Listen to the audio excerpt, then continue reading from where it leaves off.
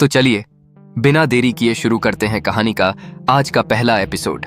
मुंबई सपनों का शहर, जहां पर हर किसी की अपनी एक अलग दुनिया होती है। कई लोग यहां पर अपने सपने पूरे करने के लिए अपने छोटे छोटे गांव या शहरों से मुंबई आते हैं। पर मुंबई एक ऐसा शहर है जो कई लोगों के सपने पूरा करता है और कई लोगों की जिंदगी तबाह। आज मुंबई का मौसम बहुत ज्यादा खराब था। ऐसा लग रहा था जैसे आज आसमान भी रो रहा है। जोर जोर से बारिश हो रही थी और इस बारिश में एक 21-22 साल की लड़की लगातार बदहवास सी सड़कों पर दौड़ रही थी। उसे किसी चीज का होश नहीं था। वह बस एक ही चीज बड़बड़ा रही थी, कुहू बेबी अक्षु, आप कहां हो आप। वह लगातार यही बड़बड़ा रही थी। उस लड़की ने व्हाइट कलर की प्रिंटेड टी शर्ट और ब्लैक कलर का टाइट फिटिंग वाला पेंट पहना हुआ था। वह लड़की दिखने में किसी परी से कम नहीं थी। उसकी आंखों से लगातार आंसू गिर रहे थे। उसने दौड़ते हुए कहा, कुहू बेबी, लिटिल मम्मा आ रही है, आपको कुछ नहीं होने देगी। बेबी मम्मा का वेट करना। तभी अचानक से किसी ने उस लड़की के कंधे पर गोली चला दी। वह लड़की अचानक से सड़क के बीच में गिर गई। उसने अपनी नजर उठाकर सामने देखा। सामने खड़े इंसान को देखकर उसकी आंख से और ज्यादा आंसू बहने लगे। उसने खुद को संभालते हुए कहा, क्यों दीदी, आपने मेरे साथ ऐसा क्यों किया? कि ऐसा को कर दी। उसके सामने खड़ी उसकी सौतेली बहन माया ने शैतानी मुस्कुराहट के साथ कहा, ओ माय डियर पीहू, तुम अभी भी बेवकूफ की बेवकूफ हो। यह भी कोई पूछने की बात है? आज तुम पूरे 21 साल की हो चुकी हो और दादाजी की विल के मुताबिक आज पूरी प्रॉपर्टी तुम्हारे नाम हो गई। और ये देखो। इतना कहकर उसने अपने हाथ में पकड़े पेपर को हिलाते हुए कहा, तुमने वह सारी हमारे नाम कर दी। उसके इतना कहते ही उसके साइड में एक और लड़का आकर खड़ा हो गया। उस लड़के को देखकर पीहू की आंखों से लगातार आंसू बहने लगे। उसने अपनी कांपती आवाज में कहा, विशाल। यह विशाल था, पीहू का बचपन का बेस्ट फ्रेंड। जब हर कोई पीहू के साथ बुरा बर्ताव करता था, तब यही था जो पीहू को संभालता था।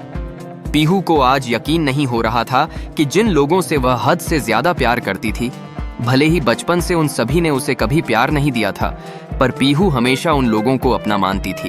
तभी अचानक से वहां पर एक गाड़ी आकर रुकी। उस गाड़ी में से पीहू के पापा अशोक सिंघानिया, यही कुछ 50-55 साल उम्र, बाहर निकले। उनके साथ ही एक औरत जिसकी उम्र उनके जितनी ही थी बाहर निकली। उस औरत के चेहरे पर घमंड साफ साफ नजर आ रहा था। वह औरत मुस्कुराते हुए आकर पीहू के सामने खड़ी हो गई। पीहू अभी भी बीच रास्ते में पड़ी हुई थी और उसके सामने 4 लोग खड़े थे।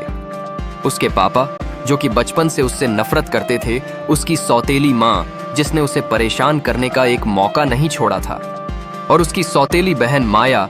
इन तीनों का तो उसे समझ भी आ रहा था, पर उसे हैरानी इस बात की हो रही थी कि जो इंसान बचपन से उसे हमेशा हर मुश्किल से बचाता था, हर सिचुएशन में उसका हौसला बढ़ाता था, आज वही इन सब के साथ मिलकर उसे मारना चाहता है। उसने अपनी लाल आंखों से आंसू बहाते हुए विशाल को देखा और कहा, विशाल। विशाल ने मक्कारी भरी हंसी के साथ कहा, बचपन से तुझे मैंने संभाला और जब तेरी खूबसूरती को अपना बनाना चाहा, तब तूने उस अक्षय मल्होत्रा से शादी कर ली।